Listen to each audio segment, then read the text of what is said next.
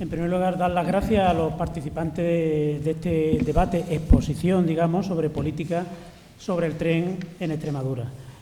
En segundo lugar, pediría disculpas por la composición que ha resultado aquí, de ponente, que no es nada paritaria ni equilibrada, pero en cualquier caso es ajeno a nuestras intenciones de la coordinadora, ha resultado así y ¿qué le vamos a hacer? Nos felicitamos de la acogida de los grupos políticos aspirantes al Gobierno de Extremadura, pues hay 5, aquí en la mesa nada menos, y con lo cual se cubren nuestras expectativas de exposición, debate sobre el tema, ¿no? Como ya se ha comentado, la primera hora, media hora sería de exposición, un tiempo tasado, que yo iré controlando, que ruego se respete, y como va un poquito atrasado, pues lo vamos a dinamizar así, ¿no? Donde se determine y se aclare la posición política sobre el tren. Son personas que, lógicamente, han sido designados por los partidos a los que nosotros hicimos la convocatoria. Y después, la siguiente, pues ruego que respondan a una serie de preguntas, 3 preguntas, si les viene bien, pueden ponerla en el orden que quieran y con la extensión que quieran, pero también con tiempo tasado de unos 3 o 5 minutos y que sea, repito, que sea concreto. Y luego pasaremos a dar la palabra, que entiendo que debe ser lo más interesante, al público para que pregunten y se genere el debate, que es el fin real y último de esta jornada. Por tanto, vamos a comenzar y la primera persona que va a participar pues es el representante de Levanta, así que adelante, Estanislao. Aquí vamos a ir poniendo una pequeña presentación biográfica sobre cada persona, brevemente, y con lo cual no huelga que yo haga la presentación porque lo podéis ver. Adelante. Sí. Se oye, ¿no? Sí, buenos días a todos. Bueno, pues como estaban invitados los candidatos de los distintos partidos a la presidencia de la Junta de Extremadura, pues yo saludo a Guille, a Mari, a Nano y a Irene en la representación que tienen aquí en la mesa. En el escaso peso político de nuestra región nos ha mantenido siempre alejados y al margen de cualquier eje o sistema nacional o internacional de transporte. Es lamentable observar cómo el denominado corredor atlántico aísla de forma absolutamente deliberada y demencial a Extremadura. Extremeños, integrados en la coalición Levanta, ya se posicionó en su día a favor del eje 16. Manifestamos que daríamos nuestro apoyo a cuantas iniciativas significaran defender estratégicamente a nuestra región para que Extremadura no se quedara al margen del desarrollo de las infraestructuras para el futuro de España. Desde Extremeños Prescres nos adherimos en su día a la declaración institucional del eje 16 firmada en la presidencia de la Junta por todos los grupos de la Asamblea de Extremadura. Extremeños y Levanta Extremadura manifestamos públicamente que asumíamos el decálogo de movilidad y transporte propuesto por la joven Asociación de Extremeñería y como formamos parte y apoyamos también esta plataforma, es evidente que también estamos absolutamente de acuerdo con el posicionamiento expresado por Solange al iniciar esta ponencia, esta jornada. En relación con el tren, esta propuesta de decálogo de movilidad que asumimos y de transporte y que por otra parte viene a ser conforme con los planteamientos que aprobamos en nuestro congreso último del mes de marzo del año 2022, nuestra región debe, en el ejercicio de sus competencias estatutarias, priorizar el desarrollo de una red ferroviaria de cercanías que permita un sistema de movilidad moderno, sostenible, integrado y con valor añadido para el turismo y el mundo rural, con capilaridad en el territorio, dotado de servicios transfronterizos, interregionales y de cercanías, así como tranviarios, aquellas poblaciones con potencial para articular la estructura nodal desde sus comarcas y con un operador de ferrocarril de titularidad autonómica. Conexiones ferroviarias por carretera con el exterior. Desde Levanta defendemos una comunidad estratégicamente posicionada con la península ibérica y en Europa, priorizando un ferrocarril de altas capacidades en las conexiones exteriores y potenciando además los corredores planteados actualmente, la inclusión íntegra del Ruta de la Plata en el corredor atlántico, y consideramos una reivindicación prioritaria la reapertura del Ruta de la Plata. En las relaciones transfronterizas con Portugal demandamos la coordinación entre las administraciones generales de ambos estados para la planificación de las inversiones en las líneas ferroviarias y por carretera. Y exigimos también la mejora de los servicios de media distancia y regionales existentes con Andalucía, Comunidad de Madrid y Castilla-La Mancha. Por ello, nos comprometemos a gestionar las competencias estatutarias sobre el ferrocarril, que son, como sabéis, competencias exclusivas en cuanto a los ferrocarriles que se inicien y terminen dentro de la comunidad. Si tuviéramos que comparar el ferrocarril extremeño con una persona, diríamos que se trata de una persona anciana de 160 años. Todavía hay traviesas que se colocaron en el siglo XIX, entre los años 1876 y 1889. En 1863 llega a la estación de Badajoz el primer tren de viajeros por carretera. Se trataría de una persona anciana, como decimos, sin descendencia, con las extremidades mutiladas, prácticamente muerto, y que ahora se le está aplicando un cuidado paliativo con alguna porción de electrificación y trenes de velocidad alta, de cuarta mano, que están lejos de la calidad y modernidad que necesita nuestra región. El tren extremeño, que anteriormente no ha sido rentable, podría serlo si se acomete una verdadera revisión de las infraestructuras, se modernizan los trenes y se aperturan nuevos servicios de alta velocidad y de transporte de mercancías para conectar la región y posteriormente, interiormente y externamente con Castilla-La Mancha, Andalucía, Castilla-León. Termino. Muchas gracias. Bueno, continuamos con la sesión de partido. Toca ahora Andrés Humanes, de Ciudadanos, y que nos va a hacer una breve exposición. Ya te digo, 3 minutos a las 5, al cuarto minuto que voy. Muchas gracias, Juan. Bueno, buenas tardes ya a todos. Gracias por invitarme y gracias por estar aquí y aguantar lo que vamos a decir los políticos. Pues nada, yo represento a Ciudadanos, soy Andrés Humanes, soy el candidato a la alcaldía aquí en esta ciudad, y yo creo que hoy todos los que nos sentamos aquí tenemos un denominador común, que es que queremos lo mejor para Extremadura.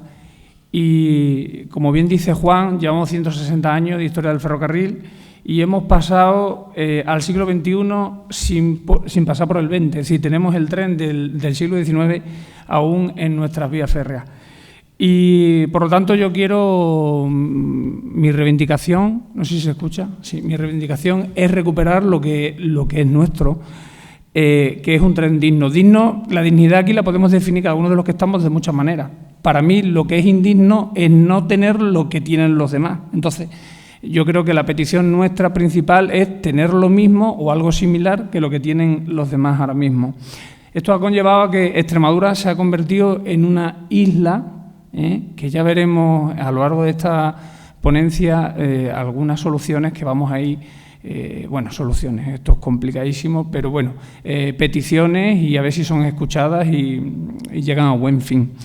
Principalmente nosotros nos hemos propuesto recuperar corredores como aquí se han nombrado, el que nos quitaron, el de la Ruta de la Plata, que une Astorga con Mérida, por ejemplo. Mérida es muy importante porque es nudo de los corredores, el llevarlo a efecto el corredor del sudoeste, que realmente el vecino portugués nos vea con interés, que seamos capaces de electrificar las vías, para que, por ejemplo, del puerto de Sine realmente se entren esas mercancías y finalmente Mérida-Puerto Llano sea una realidad y conecte el corredor atlántico con el Mediterráneo y lo que ello supone.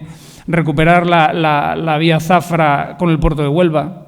El puerto de Huelva está pendiente, incluso quiere meter dinero en la inversión de la alta velocidad porque ve que el futuro suyo se está acabando. Es decir, los líquidos pronto van a entrar por oleoductos y necesita el tren para sobrevivir el mismo. Zafra, Los Rosales con Sevilla, incluso movernos hacia Córdoba y poder ir a Huelva a disfrutar de la playa de Huelva, ¿no? Es decir, los extremeños ahí tenemos mucho por delante. Doy el paso de palabra, que creo que me he pasado los 3 minutos. Así. Muchísimas gracias.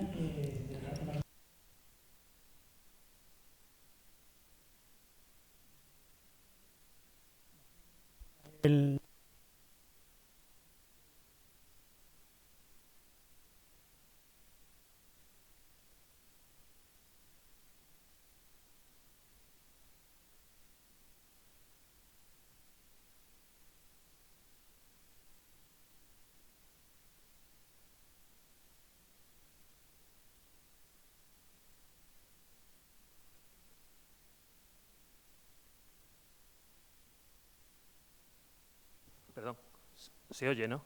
Bien, voy a intentar ser lo más breve posible, intentar hacer como fogonazos de las cuestiones que luego debatiremos. En primer lugar, un agradecimiento a la plataforma por la invitación y un agradecimiento por su existencia. Es decir, necesitamos sociedad civil organizada, que es la que ha puesto en agenda el ferrocarril, y necesitamos sociedad civil organizada que trabaje para que esta cuestión, que no ha estado en agenda durante mucho tiempo y ahora está del empuje de la sociedad civil, siga estando. Necesitamos una sociedad civil fuerte y organizada. Entonces, la felicitación por parte nuestra por la existencia y por la fuerza.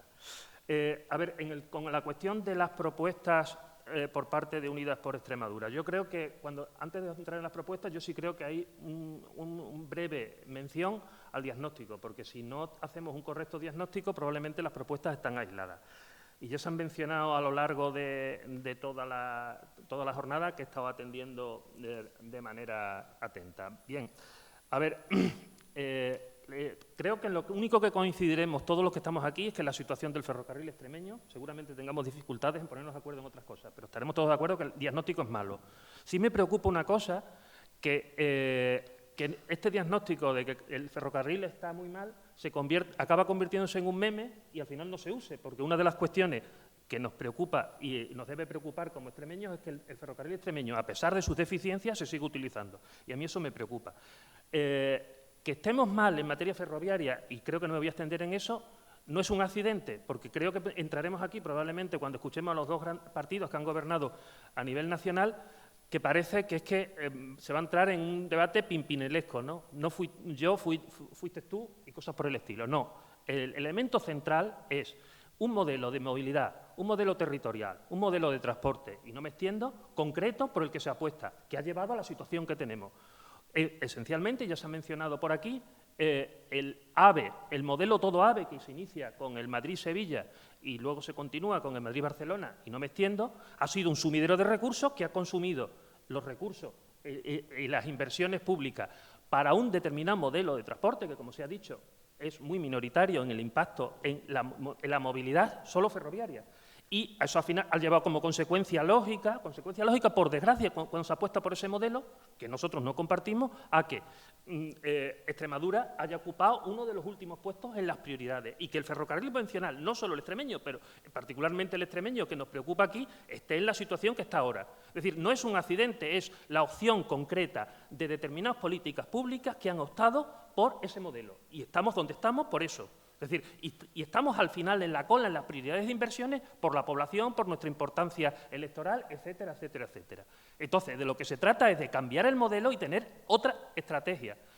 Yo no me voy a centrar ahora en las políticas públicas a nivel estatal, sino en las políticas públicas como candidatos que somos todos a nivel de la comunidad autónoma, y como voy ya mal de tiempo, las voy a enunciar brevemente. Uno, la prioridad del tren como elemento central en la vertebración territorial y en todo lo que tiene que ver con la movilidad. No me extiendo, comparto lo que ha dicho José Luis Ordóñez, de que el elemento fundamental es que tenemos que reducir la movilidad haciendo, y lo tenemos en nuestra propuesta electoral, haciendo accesible determinados servicios. Nosotros estamos planteando una región de 30 minutos para el acceso a los servicios mínimos. Eso es central en la cuestión del ferrocarril. Compartimos con los compañeros de Levanta el planteamiento de reivindicar lo que está en el Estatuto de Autonomía. Es decir, la creación de un consorcio regional de transporte para tener la gestión de toda la movilidad intrarregional, que es lo que podemos. Eso, y recuperar algo que a día de hoy no se tiene, que es la intermodalidad, que el tren sea el elemento central para conectar todo lo que actualmente tenemos y lo que podemos conectar en el futuro, porque además nosotros planteamos no solo la reapertura de lo cerrado, sino plantearnos más reaperturas de aquello que no está conectado, planteamos el tema de la gestión territorial, una política tarifaria que haga atractivo el servicio. La gratuidad está claro que ha funcionado, pero evidentemente hacen falta políticas a medio plazo. Si me estáis avisando, lo dejo y ya tendremos tiempo de seguir hablando.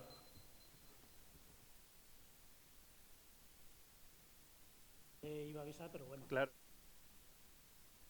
Estaban sonando, digo, no quiero abusar del tiempo. Yo creo que tendremos tiempo de seguir hablando. Bueno, muchas gracias, José Antonio. Vamos a continuar y con José Ángel Sánchez. Te saludo, disculpa que antes no he tenido la oportunidad, y vas a exponernos brevemente en estos 5 minutos de cuál es la posición o la perspectiva del PP. Ya he visto que José Antonio ha adelantado muchas cosas, pero si queréis luego en unas preguntas que vamos a hacer directamente de la mesa organizadora, algunos detalles o algunas cuestiones. Pero vamos, tú haces la presentación como quieras y luego ya en las preguntas podéis avanzar un poco. Puede empezar. Sí, está encendido ya.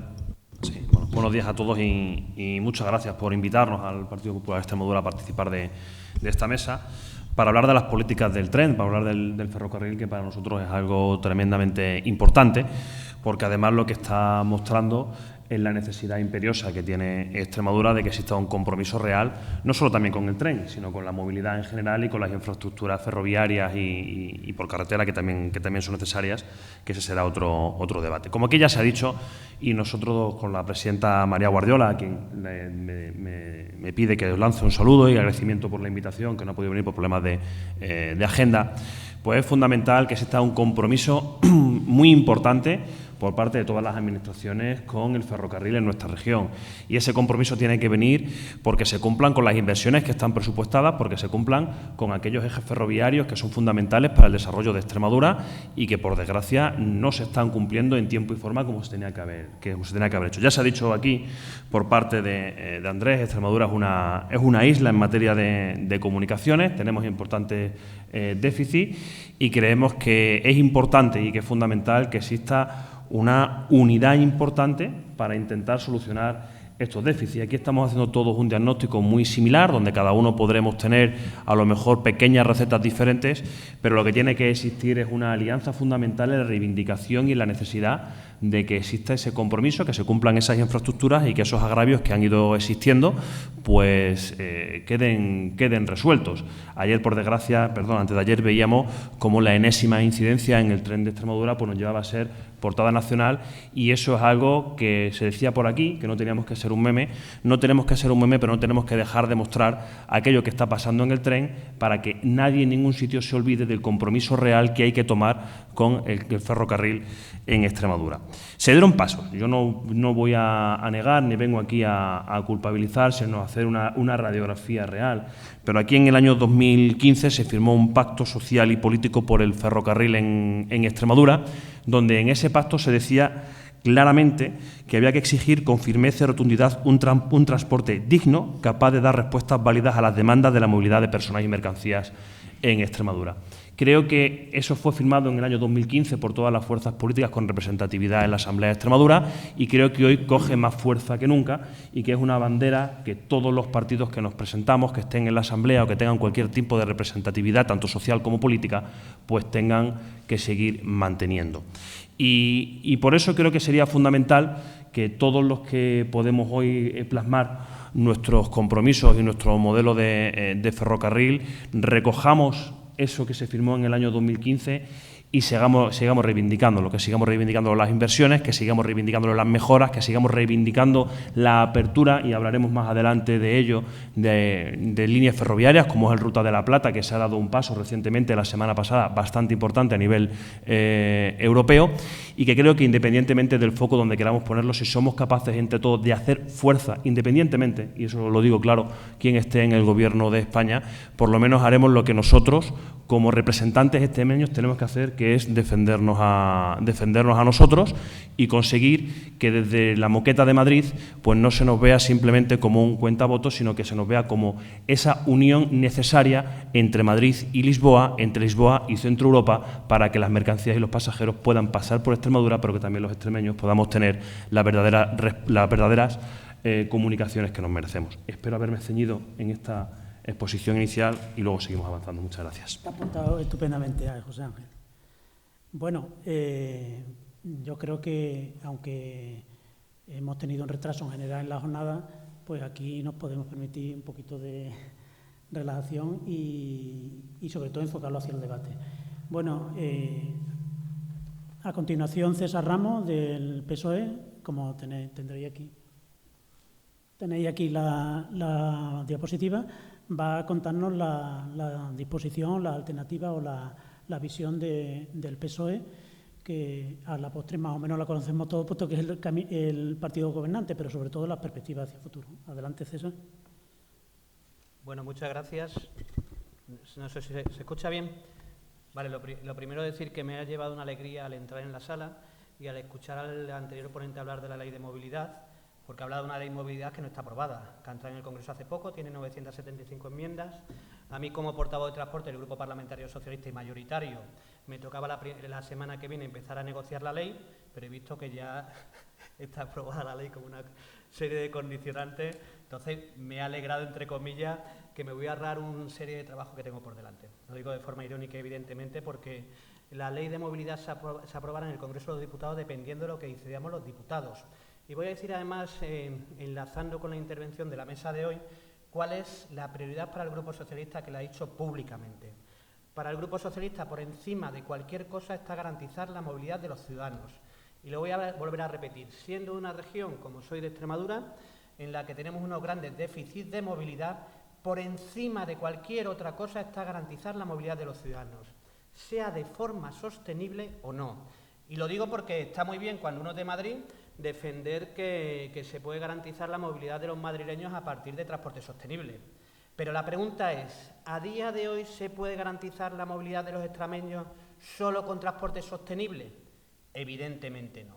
Entonces, por eso creo que sobre la mesa, y lo he dicho públicamente en todos los foros en los que he estado, para nosotros la prioridad va a ser esa. Y como aquí estamos representantes de todos los grupos parlamentarios y sobre todo los mayoritarios, decir que la responsabilidad de cómo está el tren en Extremadura, en el déficit que tiene, es responsabilidad de todos los que han gobernado este país, incluido mi partido. Y creo que es importante que lo digamos. Y a partir de ahí lo que tenemos que hacer es, todos los que tenemos responsabilidades en cualquier ámbito, defender para que Extremadura se le trate de la misma forma que se trata del resto de regiones. Pero ante esto, y en época electoral, hay una cosa que sería muy sencilla hacer, que es, a cualquier reivindicación que hagáis encima hoy o que hagáis en este foro, los que estamos en la mesa diremos que sí. ¿A alguien se le va a ocurrir en época electoral decir algo que no? Evidentemente sería una irresponsabilidad política decir eso. Pero creo que también es una irresponsabilidad política engañar a los ciudadanos. Soy portavoz de Fomento en el Congreso de los Diputados desde el año 2016. Y he comprobado cómo durante muchos años, por los partidos gobernantes, se dedicó a generar expectativas a los ciudadanos que después no se cumplían. Y eso lo único que ha generado es frustración permanente. En el año 2012 el Partido Popular planteó un plan, que era el PITB, en el que pintaba en un mapa todas las líneas que se podían pintar. Autovías, carreteras, aviones, todo lo posible. Cuando uno se echa la cuenta de cuánto tiempo se tardaría con las partidas presupuestarias que hay y que no se van a subir, gobierne quien gobierne, se lleva a que llevaría a hacerlo 40 años. Eso hace que la mayoría de ciudadanos se sientan frustrados y, sobre todo, algo mucho peor. Eso hace que cuando se planifican las infraestructuras de transporte en España se haga como si esto fuera una tómbola, en el que los partidos a nivel nacional, como es imposible ejecutar en 10 años todo lo que aparece plantado en el mapa, lo que se pongan es a ver quién consigue más. Y eso ha provocado que en España exista un desequilibrio importantísimo y que haya regiones como Extremadura que no tienen un tren digno cuando hay otras que hace más de 30 años tienen un tren de alta velocidad. Y es algo que no nos podemos permitir. Quiero agradecer a la gente que puso el foco en la deficiencia del tren extremeño, porque han sido los que han permitido que haya mejoras en el tren extremeño, que evidentemente no son suficientes. Quiero dar las gracias a la gente de aquí, algunos de ellos, del corredor atlántico, además del corredor oeste, con el que además he discutido mucho, porque han permitido poner el foco en el corredor oeste. Han permitido poner el foco una vez más en la Ruta de la Plata y eso permite y eso obliga a los que estamos en Madrid a luchar por lo que creemos que es justo. En España existía un desequilibrio brutal entre el este y el oeste. Existe un desequilibrio brutal entre el Mediterráneo y el Atlántico y hay que corregirlo. Y creo que hay que corregirlo y la única forma es ponerle foco. No es cierto, como ha dicho el representante de Levanta Extremadura, que el corredor atlántico no pasa... Sí, termino. El corredor atlántico no pasa por Extremadura, no es cierto. El corredor atlántico definido por Europa tiene dos ramales muy importantes en el que uno pasa por Extremadura, que hace el recorrido Madrid, Navalmoral de la Mata, Plasencia, Mérida, Cáceres, Badajoz. ¿Eso quiere decir que tengamos que luchar porque se le ponga foco y que consigamos meter el Ruta de la Plata? Evidentemente no, pero yo creo que hay que ser correctos con las apreciaciones que se hacen. El corredor atlántico, por suerte, no solo tiene un ramal que pasa por Extremadura, sino que tiene dos características. Uno que es el corredor de pasajeros, que es el que he dicho actualmente y que pasa por el recorrido que he hecho, y es otro que es el corredor de mercancías, que también se añade, que es la parte Mérida, Puerto Llano y que también te conecta con Lisboa. Creo que, creo que nos queda mucho camino por recorrer, que lo tenemos que hacer juntos, lo tenemos que hacer sin demagogia y tenemos que hacerlo todos unidos defendiendo lo que es justo para esta tierra. Nada más y muchas gracias.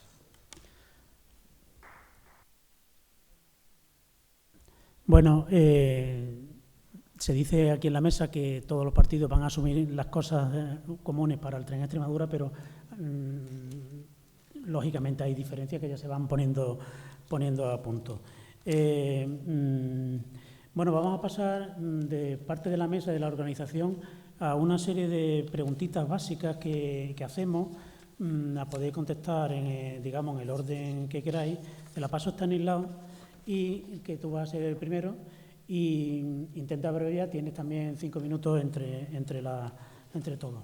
La avanzo yo para que el público, que no las tiene, pues se oriente. Lo primero que le preguntamos es que a cada partido, en defensa de una malla ferroviaria extremeña que vertebre en la región y enfríe el planeta, ¿darán prioridad a la eficacia del servicio o al impulso para el comercio y la interconectividad poblacional interior-exterior? La segunda sería, ¿qué objetivos consideran alcanzables para poner al tren en la región con la suficiente demanda de mercancías y pasajeros? Esa sería la segunda.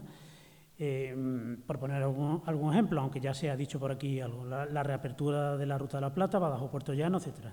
Y la tercera sería, ¿mejoraría la política ferroviaria de Extremadura si las competencias fueran regionales? Puesto que la comunidad autónoma tiene competencias regionales en temas ferroviarios. Lo que pasa es que ahora mismo pues, no las tiene, hay otras comunidades en que sí. Eso es cuestión de que la Administración las asumiera y, por supuesto, pusiera dinero y presupuesto. Y en caso afirmativo, por ejemplo, digo cercanía en Mérida, como nodo central, que ya se ha apuntado por aquí. En caso afirmativo, ¿a qué estaría su partido dispuesto a abordar para conseguirlo? O en caso negativo, ¿qué propuestas serían factibles? Así que están aislados. Brevemente, tiene 5 minutos para las 3. Sí. Organízate como puedas. ¿Sí? Sí, ahora no. Ahora no. Ahora sí, vale, es que no veo yo la línea de aquí. Empezando por la final, efectivamente, dice, ¿mejoraría la política ferroviaria de Extremadura si las competencias fueran regionales? La respuesta a esta pregunta, en primer lugar, hay que decir que efectivamente hay competencias regionales ya, y además son competencias exclusivas. En el artículo 9, apartado 39, en cuestión de ferrocarriles, cuando su itinerario se desarrolla íntegramente por el territorio de la comunidad autónoma y en el mismo ámbito los transportes terrestres y fluviales. En la Constitución española, en el artículo 148.5, se dice exactamente lo mismo que recoge el Estatuto de Autonomía. La pregunta es clara. Dado que no existen ferrocarriles cuyo itinerario se desarrolle íntegramente por la región, ¿Por qué en estos 40 años de autonomía no se ha invertido ni un euro en el ferrocarril regional? ¿Han tenido los gobiernos de los partidos que han gobernado en Extremadura algún interés en materia ferroviaria? Al director general de Turismo le encanta inaugurar vías verdes, lo hemos visto hace poco por las plataformas del ferrocarril. ¿Han tenido los partidos que tienen diputados y senadores en las Cortes Generales algún interés en desarrollar el ferrocarril en Extremadura y conseguir la financiación necesaria? Como pase lo mismo con la autonomía, con la autovía Cáceres-Badajoz, vamos a viar. Nosotros nos comprometemos, si llegamos al Gobierno, efectivamente a implementar esta cuestión del ferrocarril. ¿Por qué? Porque, entre otras cosas, y hay algo en la que, bueno, estamos de acuerdo con lo que ha dicho César Ramos, que efectivamente ahora mismo hay un déficit para que se pueda interconectar las comarcas y las ciudades extremeñas, pero creemos que hasta que llegue eso, efectivamente hay que implementar otro sistema de transporte, pero la apuesta por el ferrocarril que vertebre es además un remedio coadyuvante para otros problemas que nos afectan en Extremadura, como por ejemplo la despoblación en el mundo rural, el desmantelamiento de los servicios bancarios, sanitarios, centros educativos y centros infantiles. Un buen servicio de ferrocarril que llegue a todas las comarcas y que permita la entrada y salida de personas y de mercancías es vital para conseguir que se mantenga a la gente en el mundo rural. Esta es una jornada por el ferrocarril. Nosotros apostamos por implementar, si llegamos a gobernar la Junta de Extremadura, un sistema regional de ferrocarril que una las distintas comarcas y vertebre nuestro territorio y a su vez enfríe el planeta, como dice la plataforma. Gracias, Estanislao, porque ha sido breve y conciso. Bueno, continuamos. Te paso, José Antonio, las preguntas que antes he redactado para que, por si quieres, no te pierdas o te ciñas a ellas o como tú quieras.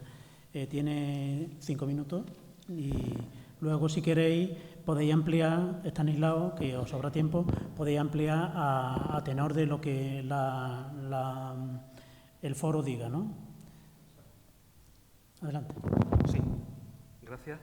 A ver, voy a intentar responder a las preguntas en el orden para que sea útil. Luego si eso, pues entramos en un debate los grupos políticos, que puede ser también interesante, o las preguntas del público. A ver, a la primera pregunta, que a mí me genera confusión, es decir, plantea si la prioridad es la eficacia del servicio o la intercomunicación. Eficacia es un término confuso, yo creo que son cuestiones compatibles. Es decir, yo entiendo que si con eficacia estamos hablando de eficacia económica, pues entonces al final, y creo que se ha comentado antes, tenemos un problema, ¿no? Nosotros, evidentemente, un servicio ferroviario tiene que estar al servicio de la conectividad. Ese es el sentido de la pregunta, la eficacia. Claro, es decir, si lo que se está planteando es si un servicio no es eficaz porque no es rentable en términos económicos, hay que suprimirlo, no. Vale, lo digo un poco porque intentar ser lo más claro posible. Nosotros llevamos mucho tiempo diciendo que el transporte y el derecho a la movilidad tiene que estar garantizado por encima de la rentabilidad. Yo entiendo que es el sentido de la pregunta, entonces nosotros entendemos que no, lo llevamos diciendo mucho tiempo, es decir, que no se puede suprimir ninguna línea, ni ferroviaria, ni de transporte colectivo, sobre todo en base a la población que lo usa, que evidentemente en los núcleos rurales va a ser muy inferior. Bien, a la segunda pregunta que planteáis, ¿qué objetivos consideran alcanzables? Algunos de los que se están planteando, es decir, aquí se plantea objetivos en función de la demanda y yo cambio un poco el sentido, es decir, la demanda está, claro, es decir, ¿mantenemos servicios en función de la demanda o mantenemos servicios porque son necesarios? Porque aquí se plantea, es decir, si tenemos una oferta insuficiente que no genera una mayor demanda de viajeros, claro, es contradictorio. Nosotros entendemos... te agradezco la precisión porque claro, mejora el sentido, claro, es decir, de las intenciones de la... Claro, nosotros tenemos claro que hay que incrementar la demanda incrementando el servicio. Nosotros llevamos mucho tiempo planteando una cuestión que es central. Es decir, hay que incrementar la frecuencia porque parte de los problemas que tenemos con el transporte colectivo, no solo con el de ferrocarril, tienen que ver con la poca disponibilidad de servicios, que eso lleva inevitablemente a que una movilidad, entraremos en el debate de qué movilidad es necesaria o no, pero que una movilidad que se tiene que producir, se tenga que producir en otros medios distintos al ferrocarril porque no hay una disponibilidad. A día de hoy, por ejemplo, venir a esta jornada he tenido que venir a las 8:15.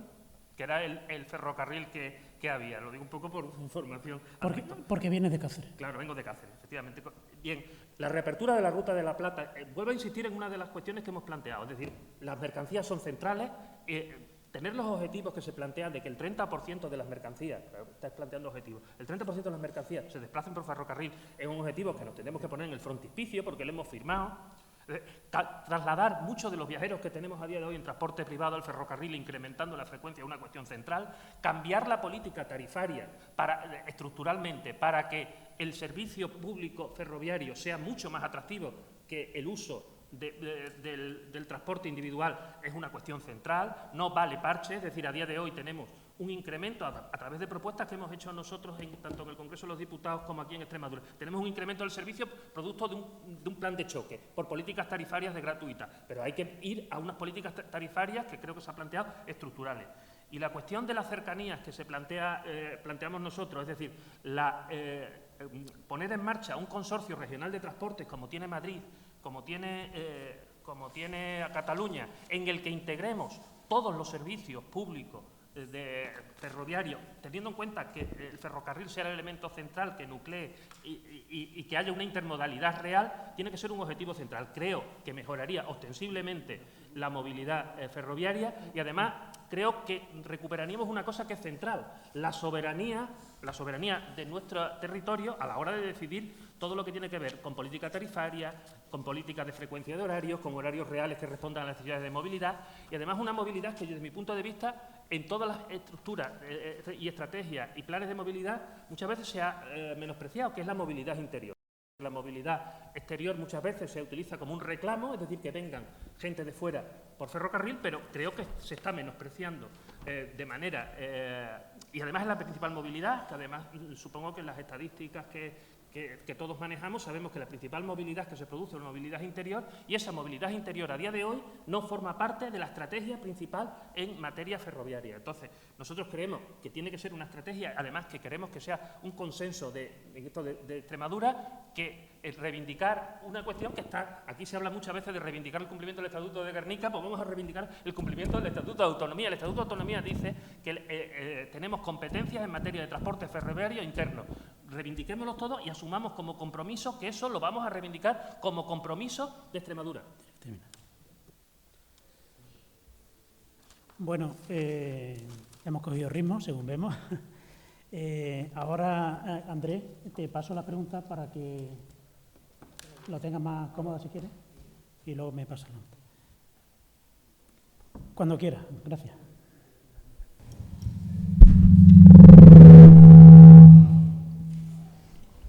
Tengo poderes.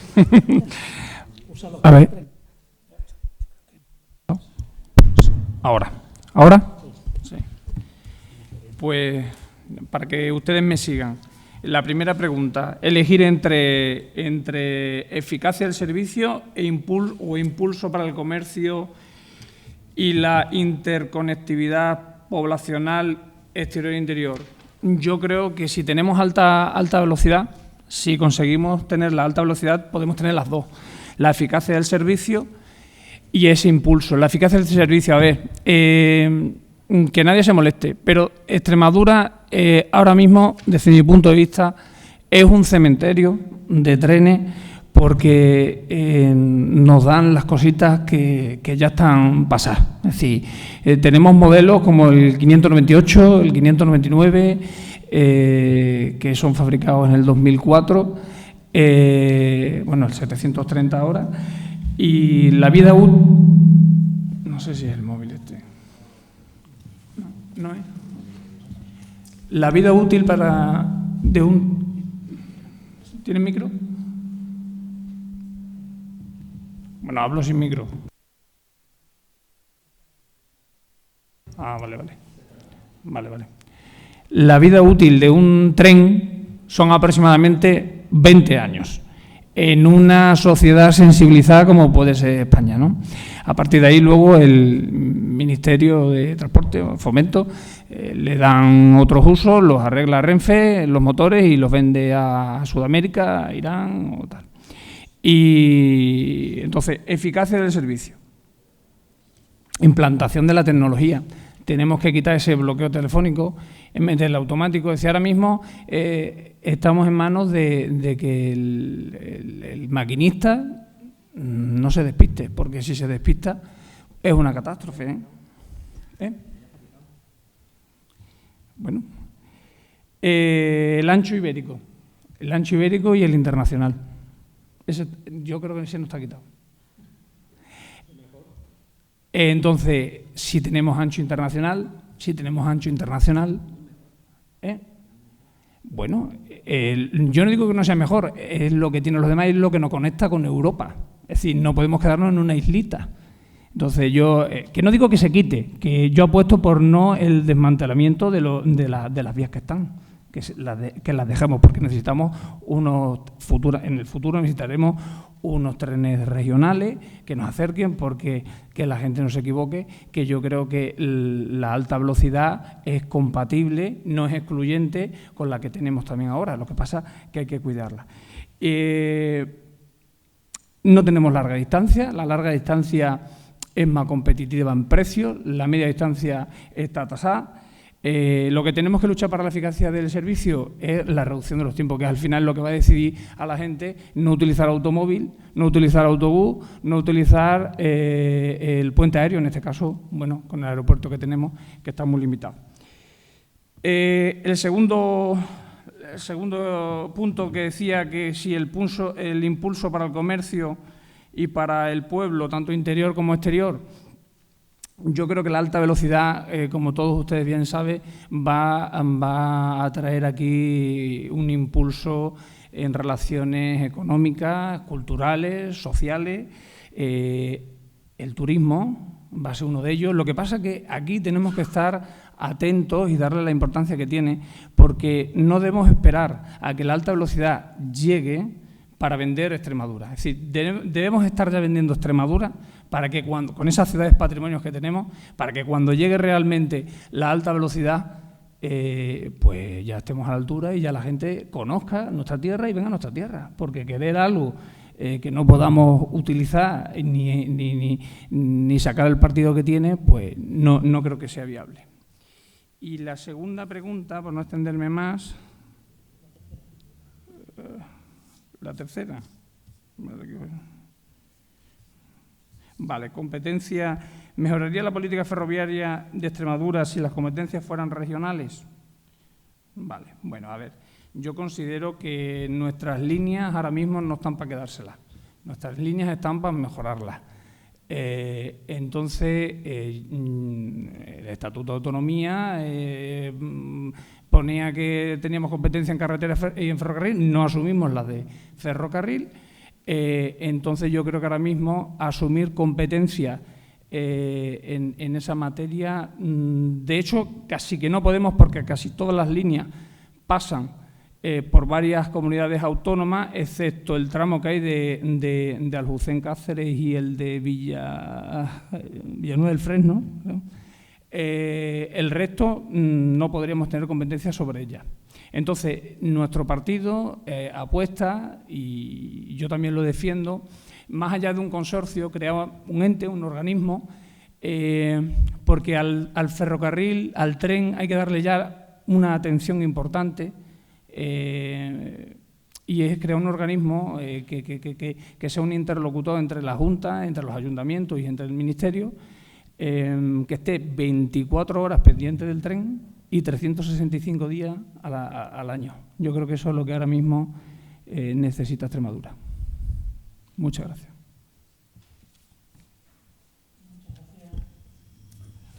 Muchas gracias. Has recuperado el tiempo que antes nos facilitaste gratuitamente, con lo cual ya tienes cubierto tu turno. Gracias. Se agradece. Bueno, pues ahora José Ángel nos va a tomar el papel que le he dejado.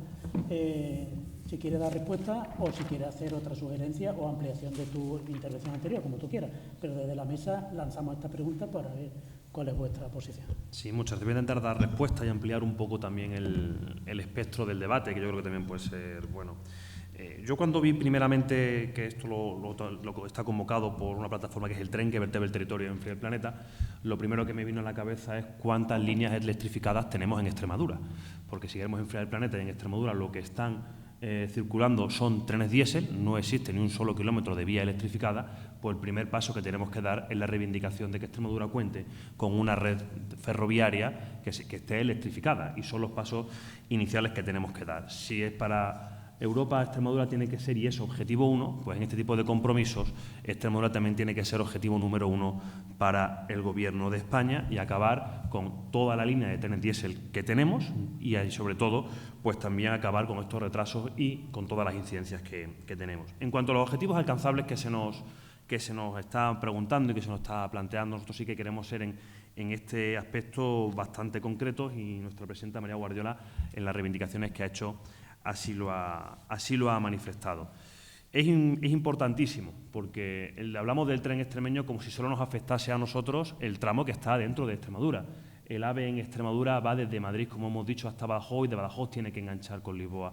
Es fundamental que se apruebe de forma inmediata el estudio informativo del tramo de Castilla-La Mancha, antes de que finalice el año 2023. Y yo quiero recordar que este estudio informativo fue adjudicado en el año 2018 y que estamos ahora en el año 2023, y que estos retrasos, César, yo te pediría que nos respetes a todos y que luego, si quieres replicarnos, nos replicas, ¿vale?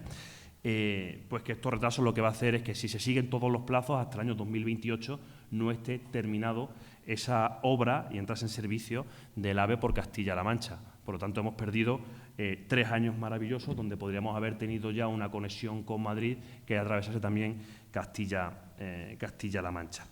Queremos también que hay que acelerar las obras de la plataforma y de las superestructuras, y también tanto del bypass como el tramo Plasencia-Navalmoral. Avanzar en esa electrificación para que el AVE en Extremadura pueda estar en funcionamiento en el año 2026. Estamos hablando de una inversión de 250 millones de euros, y que actualmente, como ya he dicho anteriormente en mi intervención, no hay un solo kilómetro de vía electrificado. Por lo tanto, si no somos capaces de hacer este tipo de reivindicaciones que se ejecuten en tiempo y forma, pues podremos estar hablando de mucha reivindicación, pero lo que tenemos que exigir que quien está en el Gobierno no siga retrasando actuaciones que ya estaban planificadas para ser ejecutadas y que vemos cómo se están retrasando. Y en otro tipo de vías, y me hacía mención también en mi intervención inicial, que es la reapertura de la conexión del tren Ruta de la Plata. Y yo aquí sí que quiero decir algo que no se ha dicho. La semana pasada, gracias a la aprobación en el Parlamento Europeo de una enmienda presentada por el Grupo Parlamentario Popular, se consiguió que el tren Ruta de la Plata volviese a entrar en la red básica europea, que pueda contar con financiación hasta el año 2040. Eso es un paso muy importante, porque hemos conseguido que Europa enmiende al Gobierno de España, que estaba dando de plazo para el tren Ruta de la Plata para el año 2050. Es muy importante porque volvemos a estar puestos en el mapa, pero también es importante porque pone deberes al Gobierno de España. Y unos deberes muy importantes, porque a partir del mes de julio España va a coger la presidencia rotatoria del Consejo Europeo, y es ahí donde se va a tener que debatir si esto tiene financiación europea, porque tiene que empezar el debate entre el Parlamento, el Consejo y la Comisión Europea. Por lo tanto, el balón ahora mismo está en los representantes españoles, en el Congreso de los Diputados, en el Gobierno de España, para conseguir la reapertura del Ruta de la Plata. Ruta de la Plata que, por cierto, si esa petición hubiese nacido del Gobierno de España antes del 31 de diciembre, hubiese tenido planes de reapertura año 2030 y no año 2040, como estamos viendo actualmente. En cuanto a la defensa que se nos presenta de una malla ferroviaria que vertebra la región, pues estamos completamente de acuerdo. El transporte de pasajeros y mercancías pues tiene que ser una realidad, pero para eso tiene que haber un servicio adecuado. Para que un pasajero pueda coger el tren tiene que tener unas frecuencias, tiene que tener unas paradas adecuadas. Si no se habitúa a sus necesidades, pues elegirá otro método de transporte que al final le lleve al punto de destino, que le acerque a los horarios de los servicios o le acerque allá donde quiera ir. Y evidentemente, el transporte de mercancías lo que va a hacer es incrementar la competitividad empresarial y económica de nuestra región. Es fundamental que no se nos vea solo como un paso de mercancías, sino como un punto receptor que podamos tener nosotros también en nuestras zonas francas en Extremadura, para que las empresas puedan ver que Extremadura es ese nodo logístico que tiene que existir entre Madrid y Lisboa, pero no nos equivoquemos también entre Sevilla, que también tiene un puerto, aunque sea de río, y el norte de España. Y hay que ver que también en la zona como puede ser de Castilla y León existen muchas empresas del sector automovilístico que mueven muchas piezas que estarían mucho más interesados en su paso en su paso por Extremadura, que tener que mandar las mercancías a Madrid para luego mandarlas al puerto de Sevilla. Y con esto hay 2 puntos y 2 termino. Fundamental, conseguir el desarrollo de los nodos logísticos que existen en Extremadura y que fueron planificados cuando gobernaba el Partido Popular, de las plataformas logísticas de Badajoz, Espacio Navalmoral y Espacio Mérida. Estaban contratados y estaban ya puestos en contrato las terminales ferroviarias, que permitían en aquel momento la entrada de trenes de 750 metros, pero que la modificación de ese plan con el cambio de gobierno nos llevó a un retraso en la ejecución de esas terminales ferroviarias, pero también a eliminar que pudiesen entrar trenes de 750 metros, y nos encontremos ahora con que vamos a tener terminales ferroviarias que no corresponden con las exigencias de Europa para que puedan entrar los trenes de grandes mercancías. Siento haberme extendido un poquito, pero creo que era importante entrar en esto. Y creo que me he quedado pendiente la pregunta de las competencias. Si me das un minuto entro, y si no, después en el debate lo concreto. Después en el debate. Muchas gracias. Muchas gracias. Ha cumplido también.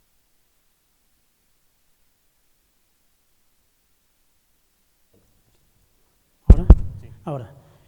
Gracias, José Ángel, porque el tiempo que no consumiste antes lo has consumido ahora. O sea, que estamos todos iguales ahora mismo, salvo que César Ramos altere minore los tiempos, que no creo. No. Bueno, a continuación, lógicamente, César Ramos tiene la palabra y tiene ahí, si quiere, las preguntas, si te quieres ceñir a ella, que es lo que desde la mesa te preguntamos, independientemente de que luego puedas ampliarlo en estos 5 minutos que te damos. Gracias. Adelante.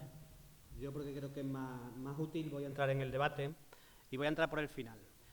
Cuando se habla de la Ruta de la Plata y lo que ha aprobado el Parlamento Europeo, me encantaría que la Comisión Europea, a partir del proceso que inicia a partir de ahora, que se llaman trílogos, consiga meter la Ruta de la Plata como corredor básico, pero depende de la Unión Europea. Dentro del Parlamento Europeo, otra de las cosas que ha aprobado es el Granada-Motril.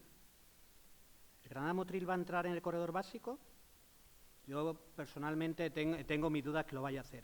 Y me resulta súper curioso cuando el Partido Popular habla de determinadas cosas y habla de la Ruta de la Plata.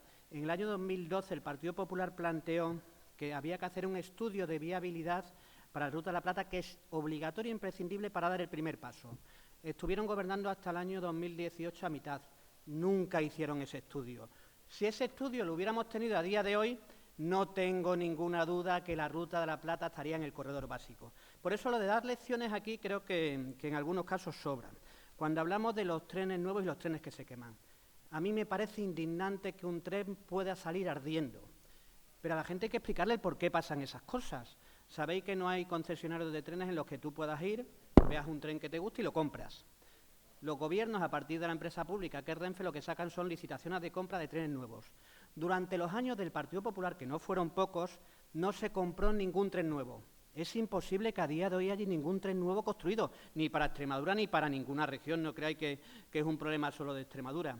Este Gobierno, a partir de Renfe, se ha gastado 4.000 millones de euros, que tienen que empezar a entrar los trenes nuevos lo antes posible. Y queremos que eso se acelere, pero hay que tener en cuenta que en las políticas ferroviarias las actuaciones que hace un Gobierno se notan a lo largo de los años. Y, por desgracia, lo que estamos sufriendo a día de hoy es la consecuencia del abandono que ha habido por parte de gobiernos anteriores a la situación de Extremadura. Y creo que hay que decirlo alto y claro. Y después siempre me surge una duda cuando hablamos de la alta velocidad.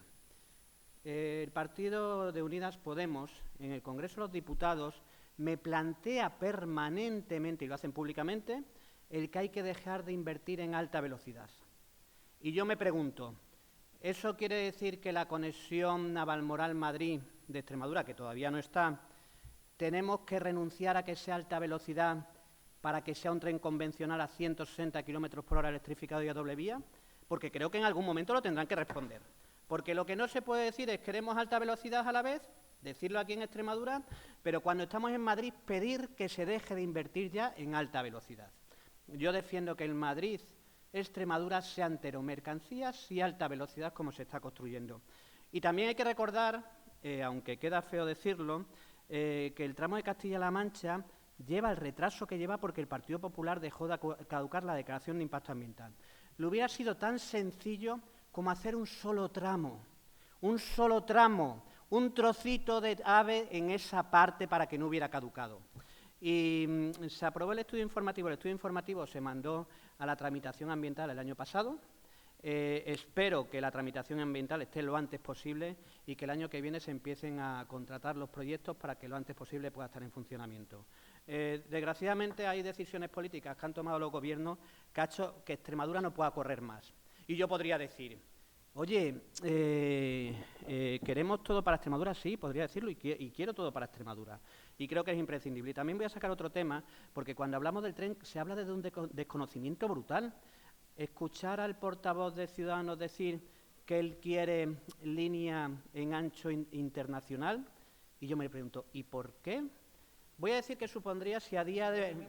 Ya, pero no, si me permites que te diga el por qué. Si a día de hoy se estuvieran montando en Extremadura las líneas con ancho internacional, lo que provocaría es que el año que viene, que se van a poder sacar mercancías por ferrocarril a puertos como el de Señas, no se pudieran sacar por esas vías. Por una sencilla razón, por operatividad. Sí, termino.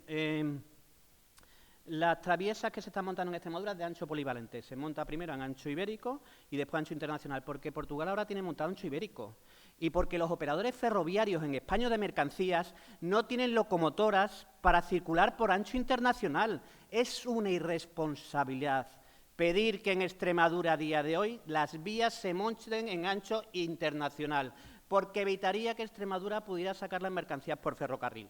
El ancho internacional lo que te facilita sobre todo la operatividad con países, pero sobre todo con Francia.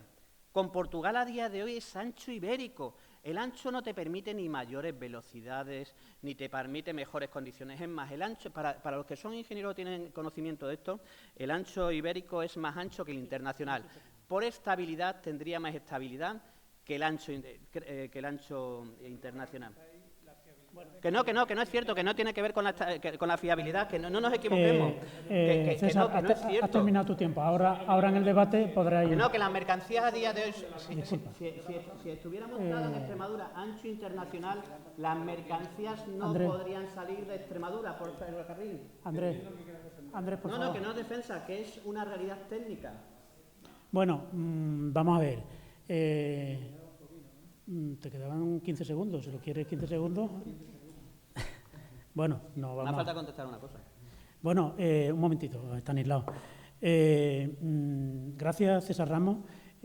Antes de dar este retorno de preguntas, o por supuesto inmediatamente al auditorio, esperábamos la respuesta a las preguntas, pero en fin, si no lo has querido hacer, pues tú has usado tu tiempo como has querido. Pero lo hemos echado en falta. Si alguien te las pregunta, pues tú le respondes sobre el tema, si no, lo que diga el público, lógicamente.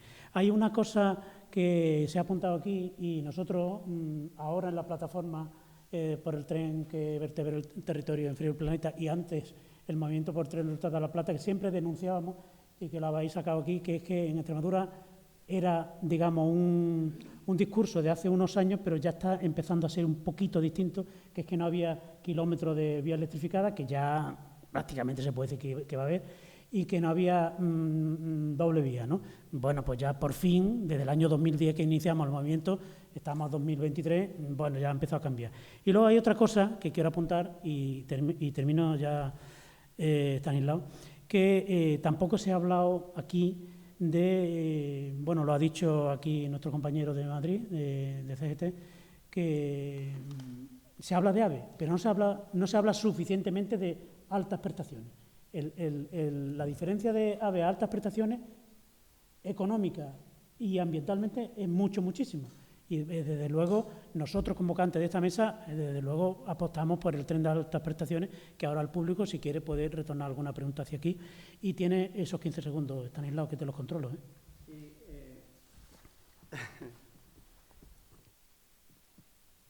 Sí, bien.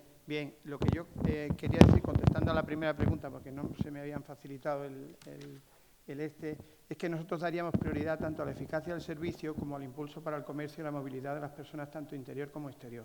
Pero lo verdaderamente importante es contar con esa malla. Si no hay voluntad política para invertir en el ferrocarril y en nuevos servicios, no podemos conseguir ningún objetivo. Y simplemente esto. ¿De qué manera se puede hacer? Exigiendo lo que venimos reivindicando desde hace mucho tiempo, que es el pago de la deuda histórica que se tiene con Extremadura. Luego podemos responder a estas cuestiones. Y quería hacerle una pregunta simplemente a César Ramos, que dice que su interés es garantizar, o el interés de su partido, la movilidad de los ciudadanos, sea de forma sostenible o no. Esto implica también, César, garantizar esa movilidad, implica también hacer las cosas mal desde el principio, como por ejemplo dividir Navalmoral en dos con un muro. Eso es una pregunta que la dejamos ahora mismo sobre la mesa, salvo que el público la lance. Vamos a tener un turno de preguntas. Si alguien quiere plantear alguna cosa en concreto a alguna de las personas y yo voy a dar un tiempo prudencial para que yo ruego que sea breve. Preséntate, por favor. Gracias. Soy Antonio García Salas y, bueno, el tema del ferrocarril es un tema tan amplio que podríamos estar 20 horas aquí hablando de muchos detalles. Por eso quiero concretar algo. Estamos, entiendo, aquí en un debate ante las elecciones autonómicas que son, después habrá un periodo de trabajo del 23 al 27. Hablando del tren sostenible, nos podríamos marcar un objetivo importante todos los partidos, que la mayoría de la red pudiese estar electrificada, y eso podría ser posible. Por un lado, tenemos lo que podríamos llamar la conexión Badajoz-Navalmoral, que es posible que esté, muy posible que esté electrificada. Todo nos hace pensar de que, hombre, de Badajoz de Plasencia pues debe estarlo este año o el año que viene, y Plasencia-Navalmoral debería de estar en el 26. Sería un objetivo también que en este momento que ha salido el estudio informativo de la electrificación desde Navalmoral hasta Madrid, hasta Illesca, y de Illesca a Humanes ya está por otro lado, en el que ha salido un estudio informativo del proyecto del estudio informativo y la declaración de impacto ambiental, y parece que es hasta el 26, debería desde la Junta de Extremadura que salga en este periodo hacer toda la presión posible en Madrid para que en el 27 estuviese electrificada, cosa que en este momento no parece que eso esté totalmente claro, por no hablar después ya de la alta velocidad de la provincia de Toledo. Hablo de la electrificación de la línea convencional. Por otro lado, parece que también está en agenda, aunque va retrasada, la electrificación del Puerto Llano, que en Mérida-Puerto Llano, que en estos momentos pues está pendiente de la declaración de impacto ambiental y de salir los concursos del proyecto, pero podría estar, o sea, ya está en marcha la señalización y el sistema de seguridad, por tanto tiene que estar en el 26, faltaría la electrificación. Debería de ser un objetivo claramente que estuviese. Y además aquí pues añado algo que sería muy importante, que entrase también en la agenda un intercambiador en Puerto Llano, en Brazatortas, que en este momento no está. Sería muy importante. Y entonces nos queda ya la línea del sur, de Mérida para abajo. En este sentido no es fácil, que naturalmente ahora se han puesto ya en marcha los trabajos de señalización y de seguridad, tanto para Huelva como para los Rosales, pero falta la electrificación. Y sería también un objetivo que debían de llevar los partidos políticos, que igual que desde la Junta se asumió con una negociación con Adif para el sistema de seguridad, el ASFA, desde Mérida hasta Zafra, sería muy recomendable que desde la Junta, con un convenio con Adif, se acelerase la electrificación, como digo, no está hoy en agenda, la electrificación de Mérida hasta Zafra. Incluso a lo mejor todavía se podría estar a tiempo que entrase en el Next Generation dentro de una línea bueno, ya dice César que no, pero bueno, estas cosas siempre son César siempre dice que no, pero después se suma al carro. Es importante empezarlo a decir. Entonces, creo que es importante ese Mérida-Zafra, y eso sí haría posible un sistema, digamos, de cercanía o regionales, el Plasencia-Mérida, Badajoz, Villanueva de la Serena, que permitiese, ya electrificado, pues hacer algún servicio. Como digo, yo no vamos a entrar en discutir si con una empresa de la Junta de Extremadura, con un acuerdo con Renfe o con un operador privado, sea el que sea, que es lo realmente relevante para un ciudadano, pues pudiese, con un compromiso de esas 4 líneas, esa cruz, pues pudiese avanzarse muchísimo y pudiese ser un objetivo incluso de la próxima legislatura. Dejo eso porque habría tantos otros temas sobre los que se podría opinar que naturalmente no terminaríamos aquí. Gracias, Antonio. Gracias.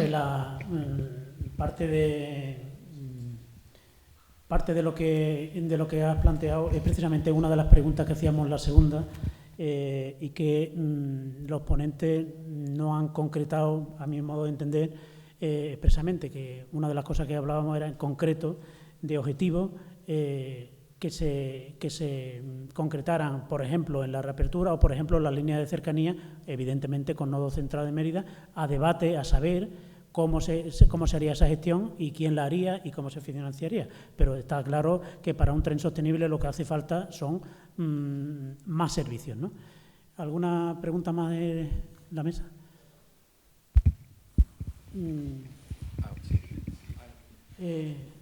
Sí. Como queráis, ¿eh? Como queráis. No, primero él, después José Luis y después tú. Pero bueno, da igual. Sí. Ya que tiene el micrófono, abreviamos. Vale, gracias. Bueno, brevemente, si puede ser. Soy José María Alonso Rodríguez y, bueno, pertenezco a Corredores de Ruta de la Plata, el trabajo que se está defendiendo para la apertura hacia el norte. Entonces, bueno, aquí ya muchos me conocéis y vamos a ver, bueno, se ha conseguido algo, ¿no? Se ha conseguido que entren en red ampliada, ¿no? Pero hay que empezar a tomar ya decisiones. Una cosa es que se diga entrar en red ampliada, pero hay que empezar a hacer ya el estudio de viabilidad urgentemente. Estudio informativo y todo. Y el tramo Salamanca-Plasencia no es un capricho. Es decir, la Ruta de la Plata, por supuesto, ¿no? Se ha lanzado Plasencia-Astorga, pero el Plasencia-Salamanca no es un capricho de decir, porque algunos dicen, no, toda la ruta, claro, sí, eso va a ser obvio, ¿no? Pero sin ese tramo, la Ruta de la Plata le va a pasar como estos 40 años, no va a existir.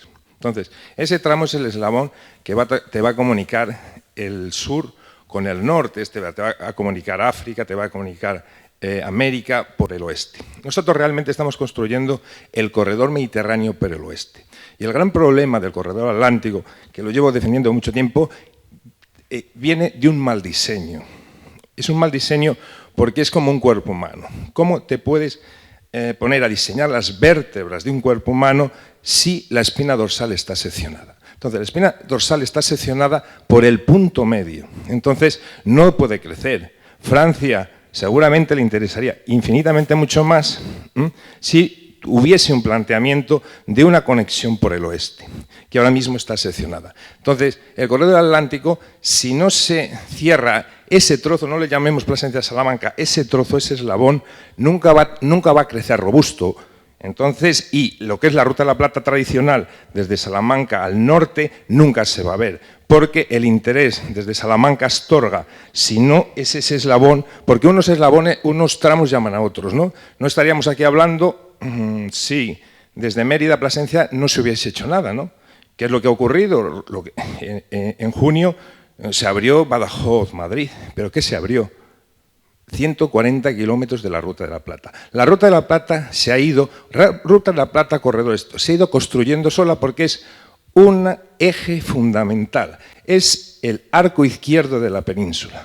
Y eso ha costado que la gente lo vea, pero lo está viendo y hay que apostar por ello. Pero hay que apostar ya directamente porque si se aprueba ya definitivamente la red ampliada, ¿no? Pero ojo con lo de la red ampliada. El tramo Plasencia-Salamanca, si no se lanza pronto y no tiene un umbral de ejecución entre el 30 y el 35, esto es un canto al sol lo que se consiguió hace una semana, ¿no? Entonces, pues espero que todos los que estéis aquí y todos sigamos luchando por ello y lo veamos. Muy bien, muchas gracias. Gracias, José María. A tenor de... No sé si quieren responder. Mejor quizá al final, porque si no tenemos mucho peligro. Sí, verá, brevemente. A tenor de lo que ha planteado José María Alonso del corredor, quiero decir que desde esta plataforma y el corredor hemos hecho una declaración conjunta estos días atrás, esta semana atrás, con los mínimos en los que no hay discusión posible. Y ese mínimo es la aceleración, la puesta a punto, el carácter inmediato de ese estudio de viabilidad. En eso estamos de acuerdo el corredor oeste con la plataforma por el tren que vertebra el territorio y enfría el planeta. Otra cosa es que por qué se va a empezar Salamanca-Plasencia, eso ya es otra cuestión, o León hacia abajo. Bueno, eso ya se podría ver, porque para eso está el estudio de viabilidad. La gran diferencia es que ya vosotros definís por qué sitio se empieza, pero bueno, eso es un debate que hasta que el estudio de viabilidad que le pedimos a la ministra que sea urgente, para eso ha sido este comunicado conjunto, y no cejaremos, porque es evidente que es lo prioritario ahora mismo aquí. Bueno, ahora tiene un momentito. Tiene la palabra este chico y luego José Luis Ordóñez, por favor, luego otra vez. Adelante. Sé breve en lo que pueda.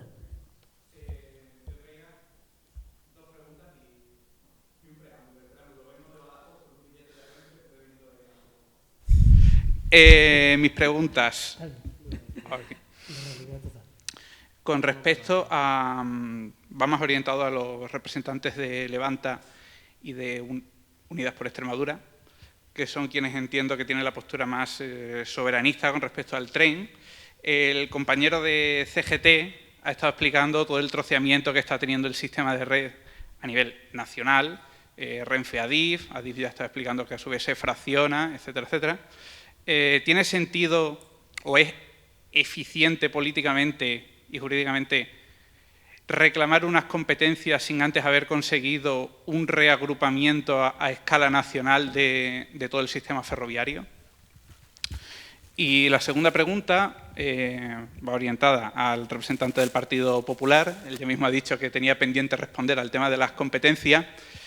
Me gustaría que se posicionase, y el motivo por el que le lanzo la pregunta es objetivo que durante el periodo de pandemia, en cuestiones de sanidad, el PP ha utilizado comunicativamente la cuestión de las autonomías y ha defendido que, gracias a que tenían competencias en sanidad en autonomía, las estaban blindando frente a Sánchez, con lo potente que es el tema del tren en Extremadura.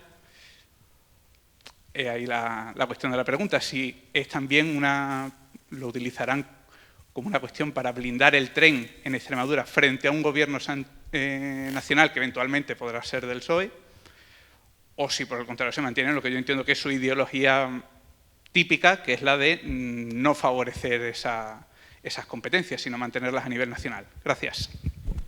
Bueno, falta la presentación, no te has presentado. Me llamo Francisco José Clemente y no vengo en representación de nadie, solo de mí mismo. Muchas gracias, Francisco José. Ahora tiene la palabra José Luis Ordóñez. Si no os importa, vamos a hacer un pequeño... vamos a dar audiencia a la mesa para que respondan a estos 4 intervinientes y luego seguimos, por supuesto, con más preguntas. Adelante, José Luis. Soy José Luis Ordóñez, portavoz de la Coordinadora Estatal por el Tren. Si la red transeuropea básica, la que ya está aprobada, es de líneas de tráfico mixto, de doble vía, electrificadas y con gestión del tráfico con el sistema común europeo, que permite velocidades